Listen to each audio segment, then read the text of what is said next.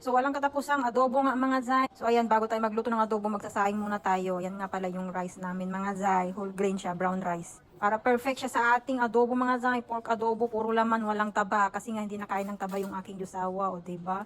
Protein na mga zay. So hinugasan ko nga lang yung baboy mga zay. Hindi ko na nga na-marinate kahapon dahil wala na ako sa mood mag-marinate kahapon. Kasi na-traffic ako mga zay. Either way. No. Pick it all. We'll buy chicken next weekend. Plus I can eat that during the week. The food at the restaurant sucks. I like having leftovers. Cook on. What's your problem?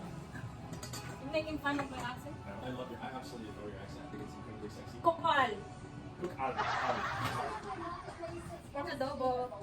Pork adobo!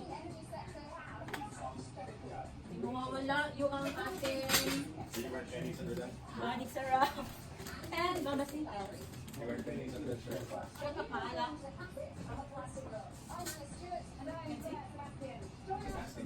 you want to know, you're not gonna I just need so easy to fall. Ano pala akong maliit dito? Ano ito malaki? Good thing we bought some sugar. I need sugar.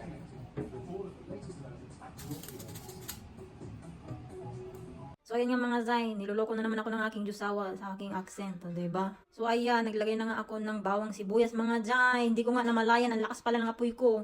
Muntik pang masunog yung bawang, kaloka mga zay. So ayan nga mga zay, muntika na mga zay, hindi ang pait sana ng adobo natin. So ayan na nga mga zay, nilagay ko na yung baboy. Ginisa ko na agad-agad mga zay, nang baka matuluyan pa yung ating bawang. So naglagay na nga rin ako ng mga seasoning dyan, ayan, black pepper. Isang sachet ng magic sarap. Tsaka hinaluan ko na nga rin pala siya ng lime mga zay instead of vinegar. Ito yung brown rice namin guys. Tapos ito yung pinapakuluan ko lang yung pork. Rice namin medyo matigas. Haluan ko siya ng tubig. Mahirap kasi kontrolin yung brown rice na lutuin guys. So ito na nga zay, haluan ko na siya ng mamasita sa adobo mix powder. So mga kalahati yung ilalagay natin. Tapos konting mekos-mekos. Tapos haluan natin siya ng brown sugar mga zay. Ayan, asukal pa yan dito sa hotel mga zay. So after ko nga marikaduhan lahat guys, ayan, ito na siya. And then haluan ko na siya ng boiled water. Ayan, para pakuluan natin siya ng bongga kasi frozen to mga zay. Diba? Kasi wala namang fresh pork dito sa Arab country. Diba? Puro ano lang dito, puro import lang mga zay. Nilagay ko na lahat yung ricado. Tapos tubig, ayan, kaya na lang natin siyang kumulo ng kumulo.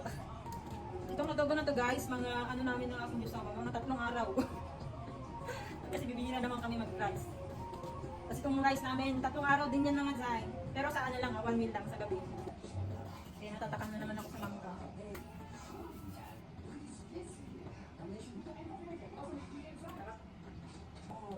Mangga yung pinaka-paborito kong prutas.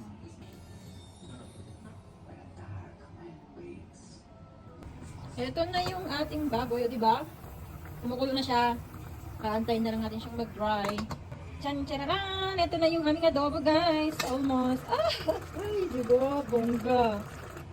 So, ayan, guys. Finally! Oh my God. Ang sarap niya. Ang sarap niya. O, diba? Ang daming tubig kanina. Pero, konti na lang. Sauce na lang. Diba? Ito siya, oh. Yun yung design. So, kakain na kami in 15 minutes mga zay. Naantay ko lang matapos si Jusawa. So, ito nga yung view namin mga zay. Diba? Okay naman yung view. Oh. Sunset. So, ito na yung aming dinner guys. O, diba? Ang sarap. Healthy siya mga zay. Puro laman. Walang taba.